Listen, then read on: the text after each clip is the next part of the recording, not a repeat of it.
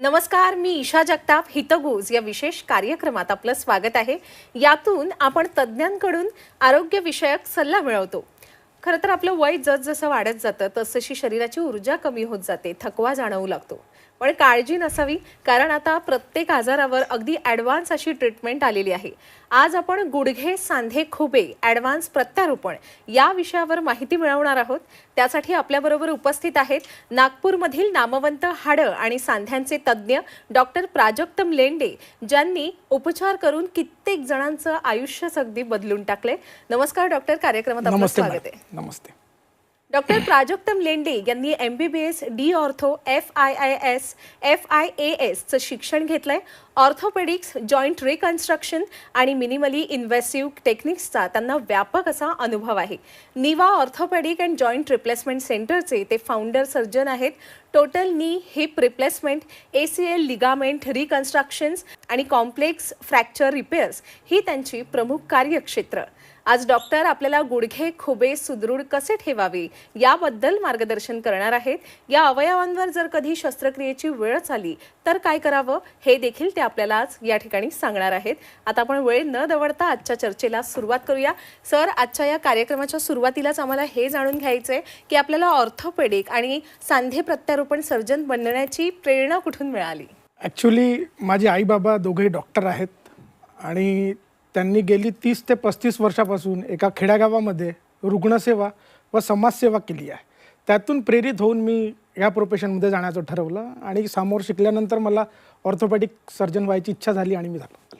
अगदीच. आपण पाहतो की जसजसं वय वाढत जातं तसतसे, जसे मी सुरुवातीलाही सांगितले की आपलं शरीर कमकुवत होत जातं. अनेक जणांना गुडघेदुखी जाणवते.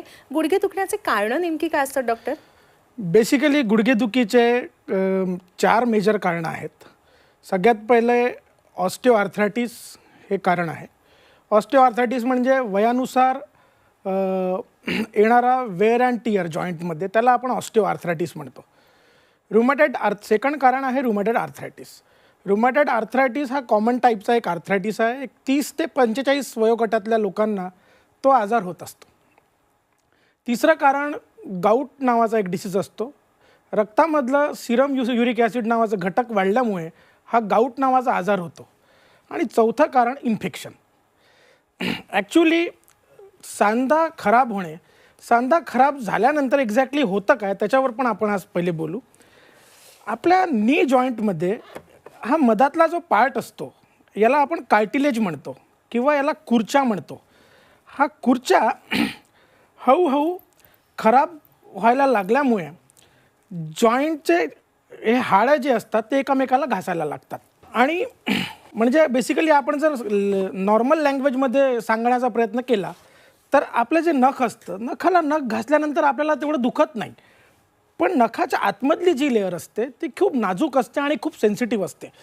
तसंच हा खुर्चा जेव्हा खराब होतो, त्या खुर्चा खराब झाल्यामुळे ह्या दोन्ही हे जे हाडं असतात आपल्या गुडघ्याचे ते एकमेकाला घासायला सुरुवात होते आणि पेशंटला दुखणं हे सुरू होतं, पेशंटला पेन हे सुरू होतं.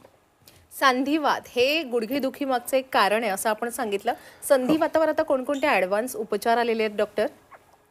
संधिवातावर आणि गुडघेदुखीवर बेसिकली आम्ही यांना कॅटेगरीमध्ये टाकतो. स्टेज 1 ते स्टेज 4 अशा कॅटेगरीज असतात. स्टेज 1 मध्ये आपण काही लाईफस्टाईल मॉडिफिकेशन करायला लावतो. पेशंटला त्यांचं वेट जे आहे ते नियंत्रित करायला लावतो, थोडा आहार संतुलित घ्यायला लावतो आणि काही गोष्टी अवॉइड करायला लावतो. लाईफस्टाईल मॉडिफिकेशनमध्ये पेशंटला मांडी घालून बसल्याला आपण बसू देत नाही, कमोड यूज करायला लावतो, इंडियन टॉयलेटचा वापर न करायला लावत नाही आणि शिड्या चढणे थोडं टाळायला लावतो. आणि काही एक्झरसाईज असतात आणि काही जे औषधं असतात गोळ्या, त्या आपण पेशंटला स्टार्ट करून स्टेज 1चा आर्थरायटिस आपण ट्रीट करू शकतो. स्टेज 2 आणि स्टेज 3 मध्ये दुर्बीणद्वारे आपण ऑपरेशन करतो किंवा काही गुडघ्यांचे अँगल चेंज करण्याचे ऑपरेशन असतात ते आपण करू शकतो. आता स्टेज 4 मध्ये आपण टोटल नी रिप्लेसमेंट ही सर्जरी करतो. स्टेज 4 मध्ये आपण टोटल नी रिप्लेसमेंट सर्जरी ही करतो. अगदीच. खरं तर पुढचा प्रश्न याबाबतच आहे आपल्यासाठी हा. की टोटल नी रिप्लेसमेंट आणि टोटल हिप रिप्लेसमेंट म्हणजे नेमकं यात काय होतं डॉक्टर? अर्थातच फक्त 3 ते 4 100% पेशंटपैकी 3 ते 4% पेशंटलाच टोटल नी रिप्लेसमेंट सर्जरीची गरज पडते. अच्छा. ॲक्च्युली टोटल नी रिप्लेसमेंट सर्जरीमध्ये आपण बेसिकली हा जो फिमरचा जो भाग असतो तो जो हा चेंज करतो आणि हा कट करून आपण इथे इम्प्लांट टाकतो. ते मेटलचं इम्प्लांट असतं. तसंच आपण या टिबियामध्ये पण करतो आणि मधात जो जो पॉली टाकतो तो हाय क्वालिटीचा पॉली असतो आणि हा जॉईंट स्पेसला मेंटेन करतो. अगदी पेशंट पण हे ओळखू शकतो की पेशंट पण हे समजू शकतो की मला टोटल नी रिप्लेसमेंट केव्हा करायचं आहे, मी केव्हा एंड स्टेज आर्थरायटिसमध्ये चाललो. जर रुग्ण किंवा पेशंट अर्ध्या तासापेक्षा जास्ती चालू शकत नाही तेव्हा समजून घ्यायचं की तो एंड स्टेज आर्थरायटिसमध्ये आहे. जर पेशंटला रोजच्या त्याच्या झोपताना पण कड वगैरे पलटताना जेव्हा गुडघे दुखतात किंवा सांधे दुखतात त्यावेळेस त्यांनी समजून घ्यायचं की तो एंड स्टेज आर्थरायटिसमध्ये आहे. तसंच पेशंटचा दिवस हा पेन किलर घेतल्याशिवाय कंप्लीट होत नाही किंवा जात नाही त्यावेळेस त्यांनी समजायचं की त्याला तो एंड स्टेज आर्थरायटिसमध्ये आहे. तर टोटल नी रिप्लेसमेंट सर्जरी ही आम्ही एंड स्टेज आर्थरायटिस पेशंटसाठी सुचवतो आणि करतो.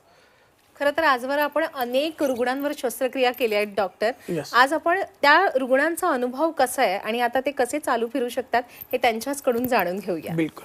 सर्वप्रथम मी डॉक्टर प्राजक्ता ब्लेंडे या सरांचं मनापासून आभार मानतो. कारण मी माझ्या आईच्या दोन्ही पायाच्या गुडघ्यांची नी रिप्लेसमेंट त्यांच्याकडून करून घेतलं. मी जेव्हा सुरुवातीला सरांकडे आलो त्यांनी मला विश्वास दिला. आईला माझ्या म्हणजे BP, शुगर प्लस कोलेस्ट्रॉल हे सगळे डिसीज असताना सुद्धा सरांनी एक विश्वास दिला की मी काही काळजी करायची गरज नाही आणि व्यवस्थित सगळं काही होईल. इतक्या छान प्रकारे दोन्ही पायांचं ऑपरेट केलं आणि ऑपरेट केल्यानंतर आता आईला मला चालताना पाहून म्हणजे असं वेगळंच आनंद होत आहे. कारण ती आधी चालायची सुद्धा नाही आणि आज ती सध्या ती वॉकरच्या सपोर्टने चालते आहे. पण अधेमध्ये ती वॉकरला बाजूला ठेवून स्वतः म्हणजे विदाऊट वॉकर पण ती चालते. ते पाहून म्हणजे आम्ही माझ्या घरचे सगळेजण एवढे आनंदी आहोत आम्ही. आणि मी तर म्हणजे प्रत्येकाला रिकमेंड करेन ज्यांना कोणाला त्रास असेल तर सरांकडे नक्की या. नक्की सरांकडून तुम्हाला 100% तुम्हाला जे तुम्ही एक्सपेक्ट केलं आहे त्याच्यापेक्षा. आम्ही खूप डॉक्टर केले, दवाखाने केले, पण काहीच फायदा नाही. माझ्या चुलत भावाने सांगितलं की प्राजक्ता ब्लेंडे हे सर AVNचे सर्जन आहे. मग आम्ही यांच्याकडे आलो. इथे आल्यानंतर आम्हाला सरांनी इतक्या छानरित्या समजावून सांगितलं. आम्ही एक्सरे काढले सरांनी, काही टेस्ट केल्या. त्याच्यानंतर त्यांनी सांगितलं की तुम्ही ऑपरेशन करा आणि ऑपरेशन केल्यानंतर या व्यक्तीला जो त्रास आहे तो त्रास म्हणजे 2-4 दिवसातच कमी होईल. तर नेमकं तसंच झालं. आम्ही ऑपरेशन केलं. सरांनी आम्हाला सजेस्ट केलं ऑपरेशन करा. तर आम्ही ऑपरेशन केलं आणि ऑपरेशन केल्यानंतर अगदी 4 दिवसात माझी ते असे चालायला लागले. म्हणजे जो व्यक्ती 1.5 वर्षापासून जो इतका त्रास होता तो व्यक्ती अगदी 4 दिवसात असा नॉर्मल झाला की आम्हालाही आश्चर्य वाटलं. प्राजक्ता सरांनी खूप चांगल्यारीत्या सर्जरी केली. इथला जो पूर्ण स्टाफ आहे तो स्टाफ पण खूप छान आहे आणि प्राजक्ता सरांनी जी गायडन्स केलं त्याच्यामुळे माझं दिल आज म्हणजे आपला पाय उभे पण राहू शकत आहे. आणि ACL लिगामेंट सर्जरी झालेली आहे आणि ती प्राजक्ता ब्लेंडे सरांनी केलेली आहे आणि त्यासोबत मिनिस्कस सर्जरी सुद्धा झालेली आहे. इथल्या स्टाफनी आणि सरांनी खूप खूप मदत केली आणि मी आता 2 महिन्यातच चालायला पण लागली आहे. छान रिस्पॉन्स दिला आणि छान रिकवरी आहे. मेरा एक छोटा सा एक्सीडेंट हुआ था एंड देन मैंने डॉक्टर प्राजक्ता ब्लेंडे सर को विजिट किया. उन्होंने मेरा MRI रिपोर्ट देखा एंड उन्होंने बताया कि मेरा कंप्लीट PCL टीयर हुआ है, सीवियर नी इंजरी. देन उन्होंने मुझे सर्जरी सजेस्ट किया, ऑपरेट किया मुझे. ऑपरेशन जर्नी पूरी सक्सेसफुल रही एंड हॉस्पिटल स्टाफ भी काफ़ी अच्छा है एंड सब पोलाइटली रिस्पॉन्स देते हैं. ओवरऑल मेरा एक्सपीरियंस काफ़ी गुड रहा हॉस्पिटल में. या सर्व रुग्णांच्या चेहऱ्यावर एक छान सकारात्मक असं समाधान पाहायला मिळालं डॉक्टर. हे झालं टोटल नी रिप्लेसमेंट सर्जरीचे सगळे पेशंट होते ना. Yes. आणि ही रिप्लेसमेंट सर्जरी. Yes. जर दैनंदिन जीवनात आपण काही बदल केले तर नक्कीच आपण ऑर्थोपेडिक समस्यांपासून बचाव करू शकतो स्वतःचा. बिलकुल. असे कोणते बदल आपण सुचवाल आपल्या प्रेक्षकांना? सगळ्यात पहिले पेशंटनी नियमित व्यायाम करायला पाहिजे. त्यांचं वजन कंट्रोल ठेवायला पाहिजे. दुसरं, त्यांनी संतुलित आहार घ्यायला पाहिजे. आता संतुलित आहारमध्ये प्रोटीनयुक्त डाएटचा वापर जास्ती करायला पाहिजे. हिरव्या पालेभाज्यामध्ये पालक वगैरेचं सेवन जास्ती करायला पाहिजे. दुधापासून बनलेले जे पदार्थ असतात, दूध, दही, हे पदार्थ किंवा पनीर, ह्या गोष्टी पेशंटने जास्तीत जास्त सेवन करायला पाहिजे. तसेच थोडीशी झोप व्यवस्थित घ्यायला पाहिजे, स्ट्रेस कमी घ्यायला पाहिजे, हायड्रेशन जास्ती ठेवायला पाहिजे. आणि एक 40 नंतर आपला प्रत्येक 6 महिन्याला किंवा 1 वर्षामध्ये आपल्या हाडांची हेल्थ चेक करायसाठी, आपल्या हाडांचं आरोग्य चेक करण्यासाठी विटॅमिन D3 आणि डेक्झा स्कॅन नेहमी करायला पाहिजे. अगदीच, म्हणजे एकूणच काय तर आपली स्वतःची काळजी घ्यायला हवी आपण. डॉक्टर, आपल्या या वैद्यकीय कारकिर्दीत अशी एखादी केस असेल की जी प्रचंड गुंतागुंतीची होती, कठीण होती, पण ती आपण यशस्वीरित्या पार पाडली, आमच्याबरोबर शेअर कराल? बिलकुल. एक 17 वर्षाची मुलगी होती. मी रिसेंटली तिचं दोन्ही खुब्यांचं टोटल हिप रिप्लेसमेंट ही सर्जरी केली. ॲक्च्युली तिला जन्मापासून हा प्रॉब्लेम होता, ज्याला आम्ही DDH म्हणतो, डेव्हलपमेंटल डिस्प्लॅशिया ऑफ द हिप. त्यामध्ये हिप जॉईंट हे प्रॉपरली डेव्हलप होऊ शकत नाही, त्यामुळे ती प्रॉपर चालू शकत नव्हती. तर त्या पेशंटचे मी दोन्हीही खुब्यांचे टोटल हिप रिप्लेसमेंट म्हणजे दोन्हीही खुबे चेंज केले. आणि दुसरी केस मी अशी सांगेल की एक माझा पेशंट होता, जिला गुडघ्याला खूप जास्ती वाक होता. ती थोडंसं पण चालू शकत नव्हती, म्हणजे हार्डली 5 मिनिटाच्या वर चालू शकत नव्हती. तिचं शुगर चेक करण्याचं जे एक टेस्ट असते, तिला आपण HbA1c असं म्हणतो, ती अराऊंड 5.5च्या आतमध्ये तिची रेंज पाहिजे. ती अराऊंड 13-14 अशी गेली होती. तिचे नी खूप खराब होते. तिचे बायलॅटरल टोटल नी रिप्लेसमेंट केल्यानंतर, दोन्ही सांधे चेंज केल्यानंतर, दोन्हीही गुडघे चेंज केल्यानंतर तिचा आज HbA1c फक्त 6 आहे आणि ती प्रॉपरली चालू शकते, तिच्या रुटीन दैनंदिनी ॲक्टिव्हिटी करू शकते. आणि एकदम ॲक्च्युली नी रिप्लेसमेंट सर्जरी ही एवढी मॅजिकल आहे, त्याच्यामुळे तुमच्या बाकीचे जे होणारे आजार आहेत ते कमी होऊन जातात आणि पेशंटचं जे आयुष्य असतं ते वाढतं. आणि ज्या कोमॉर्बिड कंडिशन असतात, जसं हार्टच्या ज्या कंडिशन असतील किंवा शुगर, डायबिटीज, हे जे आजार असतात, याचं प्रमाण थोडंसं कमी होऊन जातं. ह्या गोष्टी कंट्रोलमध्ये होतात आणि पेशंटचं आयुष्य वाढतं. म्हणून आम्ही नी रिप्लेसमेंट सर्जरीला मॅजिकल सर्जरी म्हणतो. अगदीच. खरं तर हे सगळे उपचार यशस्वी होण्यासाठी रुग्णांनीही वेळेत आपल्याकडे येणं आवश्यक असतं. ऑर्थोपेडिक उपचारांमध्ये किती लवकर निदान होणं आवश्यक असतं डॉक्टर? ऑर्थोपॅडिक उपचारांमध्ये जर खर्च आणि वेळ वाचवायचा असेल तर पेशंटनी लवकर उपचार करणे आवश्यक आहे. एक्झाम्पल जसं आपण देऊ उदाहरण, की एखाद्या पेशंटला फ्रॅक्चर झालं असेल किंवा पेशंटला गुडघेदुखी असेल, त्याला आर्थरायटिस झाला असेल, जर तो वेळेवर डॉक्टरांचा सल्ला त्यांनी घेतला नाही तर त्याला सामोर जाऊन तो आजार क्रॉनिक होण्याची शक्यता असते आणि त्याला अपंगत्व होण्याची शक्यता असते. त्यामुळे ऑर्थोपॅडिक क्षेत्रामध्ये किंवा कोणताही आजार आपण घेतला, प्रत्येक आजारामध्ये इनिशियल स्टेजमध्ये ट्रीटमेंट घेणं आवश्यक आहे. त्यामुळे पेशंटचा खर्चही वाचतो आणि वेळ पण वाचतो. अगदीच. डॉक्टर, लिगामेंट ऑपरेशनबद्दल आपण काय सांगाल? लिगामेंट बेसिकली गुडघ्यामध्ये 4 टाईपचे लिगामेंट असतात. जो फ्रंटचा जो लिगामेंट असतो त्याला आपण अँटेरियर क्रुशिएट लिगामेंट किंवा ACL असं म्हणतो. जो बॅक साईडचा जो लिगामेंट असतो त्याला आपण पोस्टेरियर क्रुशिएट लिगामेंट किंवा PCL असं म्हणतो. आणि साईडचे हे जे 2 लिगामेंट असतात त्याला LCL आणि MCL म्हणजे लॅटरल कोलॅटरल लिगामेंट आणि मीडियल कोलॅटरल लिगामेंट असं म्हणतो. बेसिकली 90 to 95% ज्या केसेस असतात त्या ट्रॉमॅटिक किंवा इजा झाल्यामुळे किंवा ॲक्सिडेंट झाल्यामुळे ACL लिगामेंट हा तुटला जातो. ॲक्च्युली ACL लिगामेंट जर मधातून तुटला असेल त्या केसमध्ये आपण ACL रिकन्स्ट्रक्शन नावाची सर्जरी करतो. ACL रिकन्स्ट्रक्शनमध्ये एक जे टेंडॉन जे असतात ते ज्या टेंडॉनचं बॉडीमध्ये काहीही काम नाही आहे असे टेंडॉन आपण त्यांच्या पेशंटच्या रुग्णाच्या स्वतःच्या बॉडीतले ते टेंडॉन हार्वेस्ट करतो किंवा काढतो आणि त्याला प्रिपेअर करून एक नवीन ग्राफ्ट आपण टाकतो. त्याला आपण ACL रिकन्स्ट्रक्शन सर्जरी म्हणतो. ACL रिपेअर आपण केव्हा करतो, जेव्हा बोनी अवल्जन काहीतरी प्रॉब्लेम असेल किंवा हा लिगामेंट बोनसोबत तुटला असेल तर आपण याला फक्त फिक्स करतो, त्याला आपण ACL रिपेअर सर्जरी म्हणतो. फक्त तो बोनचा पार्ट आपण फिक्स करतो, त्याला आपण ACL रिपेअर सर्जरी म्हणतो. त्यावेळेस आपण ACL रिकन्स्ट्रक्शन सर्जरी करत नाही. डॉक्टर, एकूणच गुडघ्यांचं खुब्यांचं आरोग्य हे कायम सुदृढ राहावं यासाठी आपण आपल्या सर्व प्रेक्षकांना काय सल्ला द्याल? ॲक्च्युली मला असं वाटतं की कोणत्याही आजाराला हतबल होता कामा नये, कोणत्याही आजाराला घाबरू नये.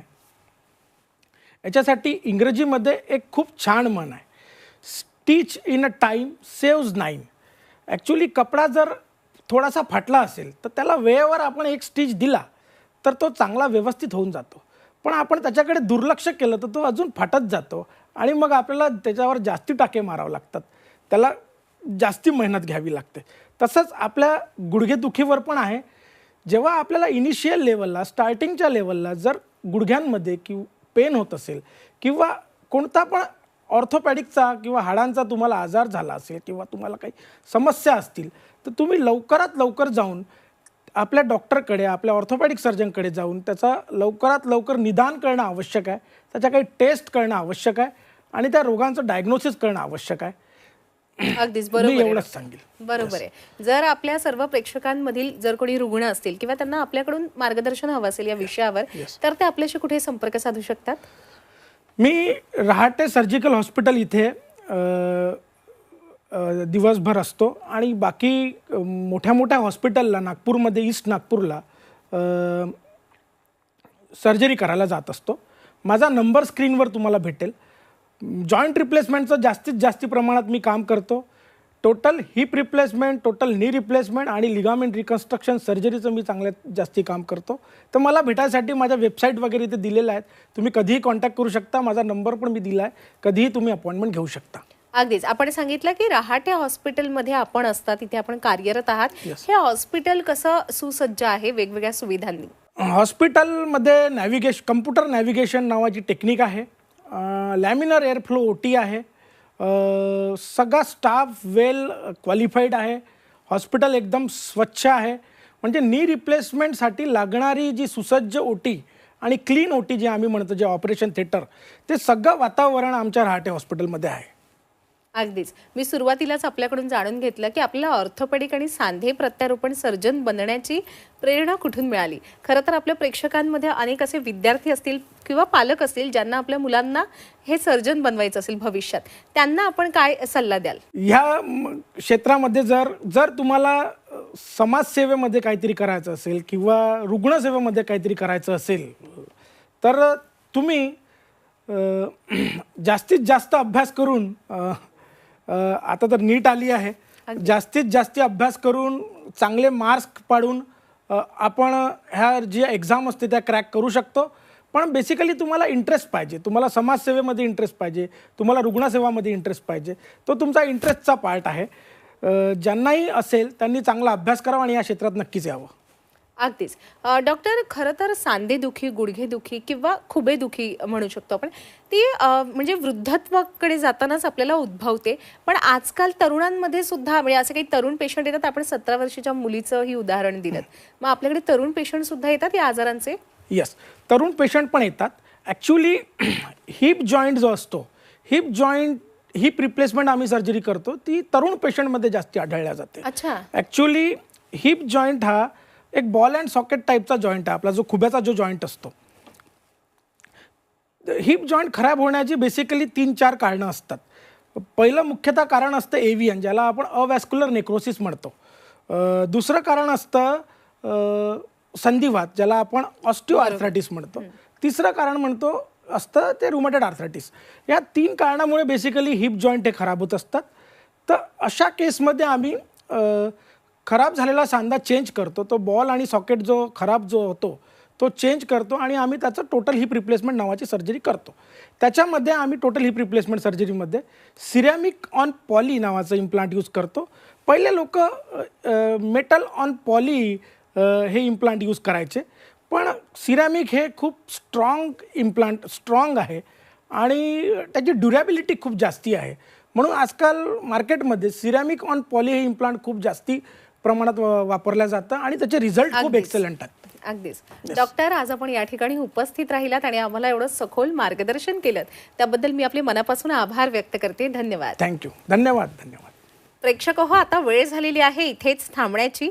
ताज्या घडामोडींसाठी पाहत रहा झी 24 तास.